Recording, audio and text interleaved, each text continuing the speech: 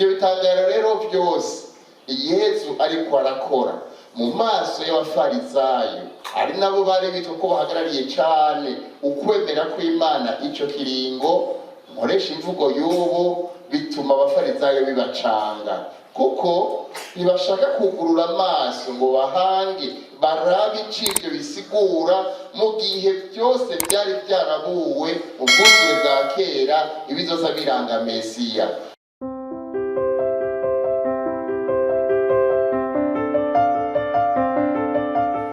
Bavukanye bakunzi b'Imana, uyu mugoroba mwiza kandi mweranda twawutegekanije kugira ngo tuze imbere y'Imana n'umutima wuzuye ubukengurutsi. Umutima wuzuye ubukengurutsi ku byiza byose twagabanye mu gisabisho ca Yeriko twari twaringanije ngaha mu muryango. Uwo mutima wuzuye ubukengurutsi ni nawo utuma naho tutoshika ngaha imbere twese ngo dushingire intahe Imana, kuko turafise ico twoyishingira kw'intahe, niwo utuma twigira inama uko aho turi naho duherereye, tumaze kubona ico amaso yacu yihweje akabona, ico amatwi yacu yumvirije igaheza ikacumva, ico intoki zacu zakoze ko tugaheza tugategera neza ico dufashe, twigira ingingo yuko tugomba kubaho mu kuri k'ubuzima, mu kuri kw'Imana, tubaho ubuzima bwacu ari ntahe nzima y'Imana aho turi no mu byo turimo byose. None rero ko twagabanye twese atanumwe avuyemwo, uyu munsi tukaba tuzanye umutima w'ubukengurutsi no gushinga intahe, ndabinginge mu mpera amashimana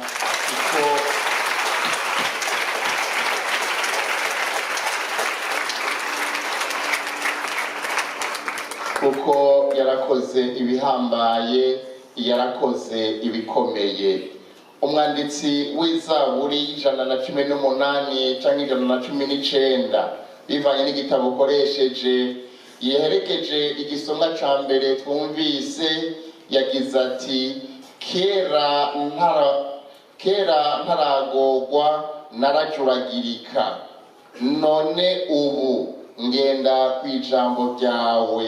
Turi mwiza kandi ukora ukubusa, none nunyigishe amategeko yawe, nunyigishe inzira zawe. Ngiyo intambwe nshasha nibwira ko umwe wese abwirizwa gutera.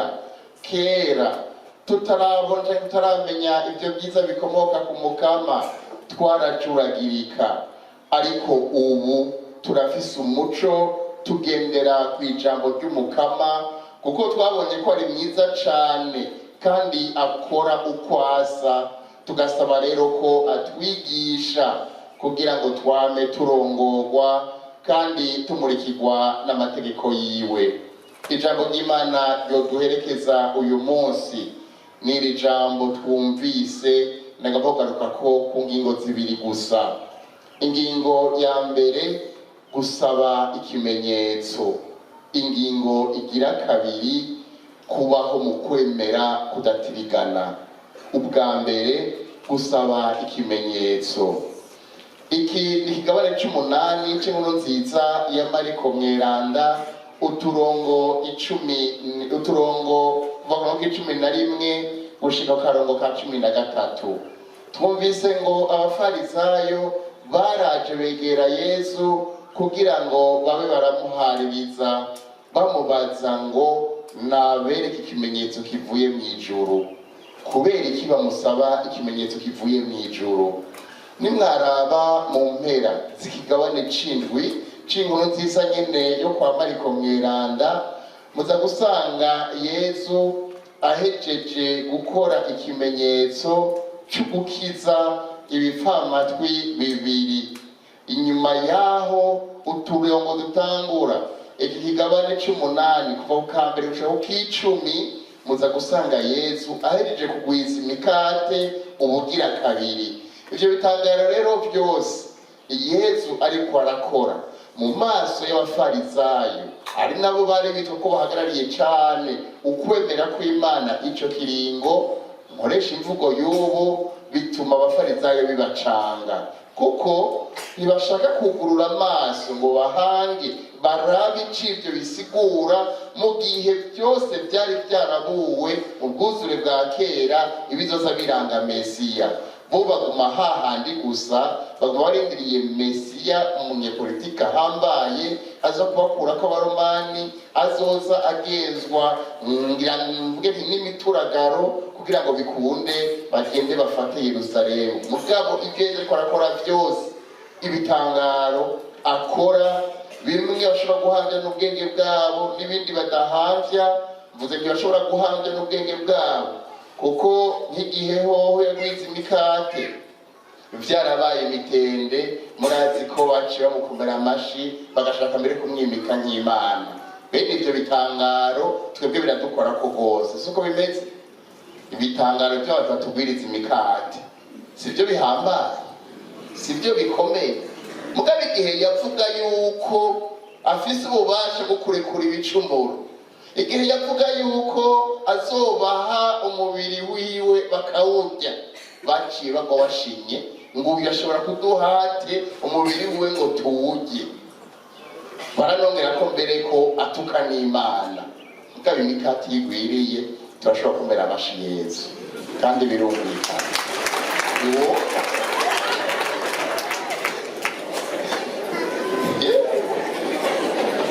Ngira buse ibi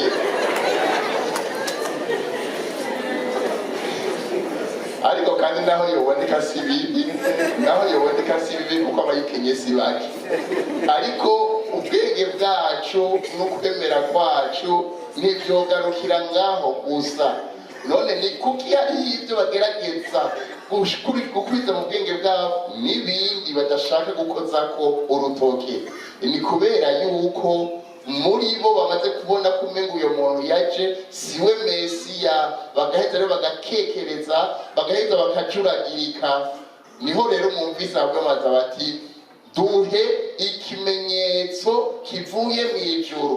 Ibyo ngaha kwisi byo kugwiza imikate twarabibonye, n'ibindi byose twarabibonye. Nga ubu erekana, ngira ngo bashaka kumubwira bati bwira iryo juru ati saduka turara, bice risaduka kumbure bumve ko ariho yumvigwa. Nibyo bashaka ko ashikako, kubera ko Yesu yumva ko barondera kumugerageza muri bene ibyo bitangaro batari butegere. Yavuze ati nta gitangaro, nta kimenyetso na kimwe tuzoha urwaruka. Ngo imbere yuko abishura ngo yabanje gufata akanya ngo ariruhutsa wese. Mu kwiruhutsa wese bashaka kutwumvisha ko yarafashe umwanya wo kuzirikana, arumva ko ibyo bimenyetso bashaka abafarisayo atakintu na kimwe vyoza vyongera ku kwemera kwabo no ku byo bazirikana. None uyu munsi twebwe twese dukoraniye ngaha mu rugendo twasangiye n'Imana, twokubahuka kubwira Yesu ngo twereke ikimenyetso kivuye mu ijuru? Iyo ntabwo ntitwayirengana. Twokubahuka kubwira Yesu ngo twereke ikimenyetso kivuye mu ijuru. Aho ugeze uyu munsi nta kimenyetso na kimwe Yesu arakora mu buzima bwawe ngo uheze ugire uti nahora njuragirika, nahora nja hirya no hino, nahora ngwa muri ibi na biriya, none ubu nza nabona ko atayindi Imana iriho atari iyihishuye muri Yesu Kristo nyene umwana wayo. Basi wowe ukaba utarashikirwa, handi hatabashikiriwe barakubwiye ko udashaka kukwemera kwawe gukuzwa n'ubucuti musangiye na Yesu. Basi uhave wumviriza abakiriye urukiza rwa Yesu, wumva ingene bamuyaga, wumva ingene muraza kurabwira tuniganira ngaha bashaka kuvuga iby'ubuzima bwabo bwose. Kandi menda babwira hakiri kare bafite iminota itatu mwe murabipfunyapfunya, kuko bamaze kubona ico Imana yaranguye ubuzima bwabo basanze ari yindi ntambwe nshasha. none rero uyu munsi kubw'uko kwemera kw'ivyiza Imana idukorera, kuri uko kwemera kw'ivyiza Imana ikorera bene wacu, bagahaguruka bakaja imbere bakayishingira intare, kumwe Petero yabigira imbere y'Abayahudi, niho ukwemera kwacu guhamagariwe kudasubira gutirimuka no kuyegayega mu kantu na gatoyi, kurya twumvise umwanditsi Yakobo yabidushikirije mu gisomwa ca mbere, ngo ukwemera kwanyu ni kuba ukwemera kudatirimuka, ni kube ukwemera gutorwanye neza muri mwebwe mu kubaho kwanyu no mu buzima bwanyu. Ukwemera kwanyu ntikugire amahinyu n'amakeya, ngo naho hoba ari mu bitugora, ngo tugerageze uko dushoboye kose ukwemera kugumana ishingiro bihambaye mu buzima bw'ubu wahisemwo gukurikira Yesu Kristo. Agira ati, bakunzi banje, nimwakirize yompi ibibagora byose iyo biva bikagera, kuko mwamaze gutegera kandi muzi neza yuko ibigeramiye ukwemera kwanyu ari byo bigaruka bikabafasha kwiyumanganya, ngo maze ubwo bwiyumanganye nabwo bukabaha kubaho mukora ibikorwa bishemeye, kugira ngo mube intungane, mube kandi intonganuke, ntimutirimuke no mu kantu na gatoyi. Iri jambo ni jambo rikomeye, ni jambo ry'ukwemerwa, ni jambo ry'ubukuru. Mbega iyo nemanzi, iyo wemanza ati jewe ndemera Yesu Kristo, mu by'ukuri uba uvuze ko wemera iki? Uba uvuze ko wemera ko Yesu Kristo nk'Imana yigize umuntu, hanyuma agapfa ku bwawe, akongera akazuka ku bwawe, none ubu ibyakuvuna ibitugu byose, imizigo yakuvuna ibitugu byose, Yesu yabirangirije munsi y'umusaraba, yabirangirije ku musaraba. Naho tuba tugomba gushika. Muca mwumva rero yuko ubwo rugendo rwo kuva mu Mana akigira umuntu, intamba ntizobura, kuko murumva ko harimo kumanuka. Muri urwo rugendo rwo kugenda gushika ku musaraba, akicwa, hama agapfa, akaja mu nyenga z'ukuzimu, hanyuma akazuka. Muri urwo rugendo harimo ibibabaza.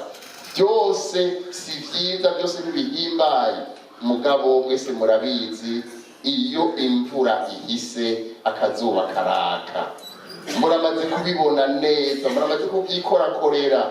Ntawe utarahura n'ibibazo cyangwa agira ingorane zituma agira ati mbega yemye ahantu ndahasohoka gute? Mugabo kubwo kw'Imana kugeza ugatsinda, ukabona imiryango iriyuguruye, ukabona bwari bwije burakeye, ukabona bari wiraburaniwe, urasubira akanyamuneza, wari warataye iteka, warataye ubuntu, ugasubira kumva ko ufise iteka, ukumva ko ubaye umuntu kubw'ububasha bw'ikiganza ceranda ca Yesu. Muze rero bavukanye twisabire, dusabe kugira ngo ntitugume gusa turondera ibimenyetso, tuba abantu bafise ukwemera kuzuye. Umukama turonse inema yiwe atumurikire, tuze twame tumushingira intahe, tumubera ivyabona muri byose na hose. Amen.